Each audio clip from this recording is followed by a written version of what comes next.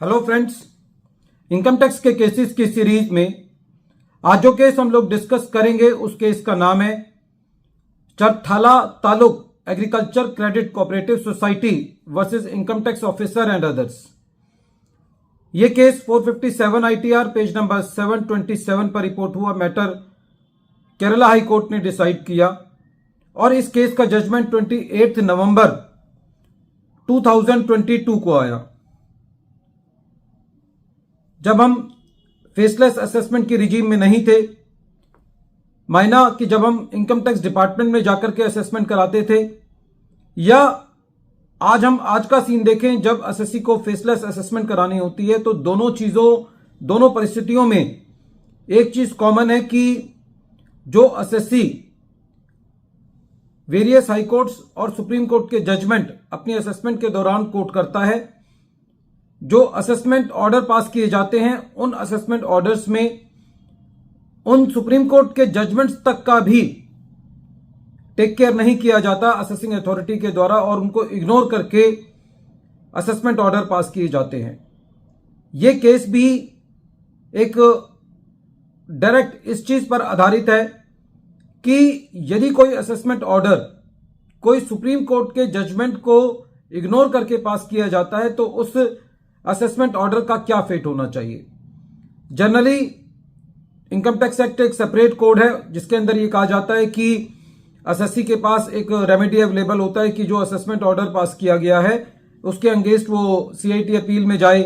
और उसके बाद उसको पूरे प्रोसीजर का पालन करना पड़ता है। सीआईटी अपील है, आईटीएटी है, हाई कोर्ट है, फिर सुप्रीम कोर्ट है। लेकिन इस केस के अंदर एसएससी ने section 80 subsection P clause II clause D की डिडक्शन क्लेम करी थी, जो कि असेसिंग ऑफिसर ने डिनाई कर दिया। एसएससी ने दो बहुत इंपॉर्टेंट जजमेंट्स, एक सुप्रीम कोर्ट का और एक केरला हाई कोर्ट के जजमेंट का हवाला देते हुए यह कहा था कि इन दोनों केसेस के अंदर सेम फैक्ट्स एंड सर्कमस्टांसेस हैं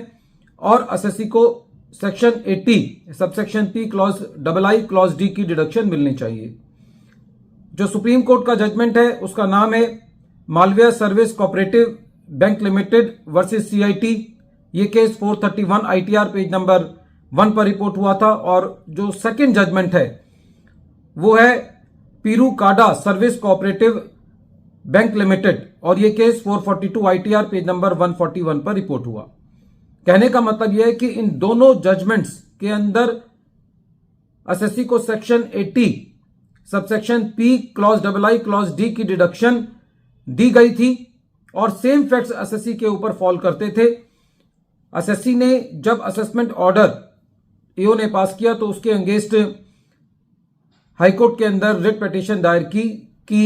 जो असेसमेंट ऑर्डर पास किया गया है वो सुप्रीम कोर्ट के जजमेंट के आधार पर नहीं किया गया है, इसलिए इस असेसमेंट ऑर्डर को क्वेश किया जाना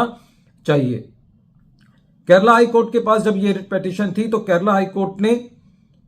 एक कलकत्ता हाई कोर्ट के जजमेंट को आधार लेते हुए, जिस केस के अंदर यह कहा गया है कि यदि कोई असेसमेंट ऑर्डर किसी सुप्रीम कोर्ट के डिसीजन को ध्यान में रख के नहीं किया जाता तो ऐसी परिस्थिति के अंदर यह नहीं कहा जा सकता कि उस असेसमेंट ऑर्डर के अगेंस्ट जो अल्टरनेटिव रेमेडी होता है, जो अपील में जाने का एसएससी का अधिकार होता है, वो एसएससी को जस्टिस दिलाएगा। कहने का मतलब यह हुआ कि यदि कोई असेसमेंट ऑर्डर सुप्रीम कोर्ट के जजमेंट्स को इग्नोर करके पास किया जाता है तो एसएससी ऐसे ऑर्डर के अगेंस्ट डायरेक्टली रिट में जा सकता है और उन केसेस के अंदर रिट को इस वजह से खारिज नहीं किया जाना चाहिए कि एसएससी के पास अल्टरनेटिव रेमेडी है। इस केस के अंदर जब ये मैटर केरला हाई कोर्ट के पास था तो केरला हाई कोर्ट ने यह कहा कि जो असेसमेंट ऑर्डर को क्वेश किया और असेसिंग ऑफिसर को दिशा निर्देश दिए कि वो सुप्रीम कोर्ट के जजमेंट को ध्यान में रखते हुए असेसमेंट ऑर्डर पास करें। इस केस में भी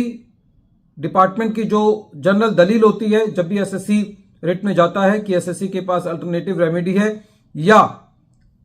असेसमेंट ऑर्डर्स जो हैं वो फैक्ट्स पर आधारित होते हैं, इसलिए रिट को एंटरटेन नहीं किया जा सकता। ये दोनों जो डिपार्टमेंट के ग्राउंड्स थे, दलील थी,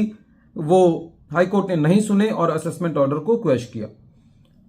पूरे केस का जो निष्कर्ष है वो ये है कि यदि एसएससी एट द फेस ये डेमोस्ट्रेट कर पाता है कि जो असेसमेंट ऑर्डर पास किया गया है वो सुप्रीम कोर्ट के जजमेंट को ध्यान में रख के नहीं किया गया,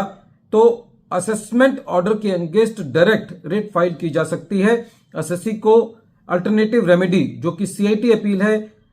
वो उस रास्ते से जाने से एसएससी बच सकता है, क्योंकि वो बहुत लेंथी प्रोसीजर होता है। एसएससी का लिटिगेशन के अंदर 8-10 साल निकल जाते हैं। तो ये केस बहुत इंपॉर्टेंट है। जहां तक इस निष्कर्ष के बारे में बात है कि यदि कोई असेसमेंट ऑर्डर सुप्रीम कोर्ट के ऑर्डर को इग्नोर करके पास किया जाता है तो उस असेसमेंट ऑर्डर की कोई वैलिडिटी नहीं होती। वीडियो के अंत में एक बार फिर मैं केस का नाम रिपीट कर रहा हूं। केस का नाम है Cherthala taluk agriculture credit cooperative society versus income tax officer and others,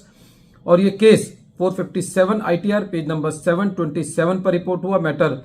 Kerala high court ने डिसाइड किया और इस केस का जजमेंट 28 नवंबर 2022 को आया। Thank you friends.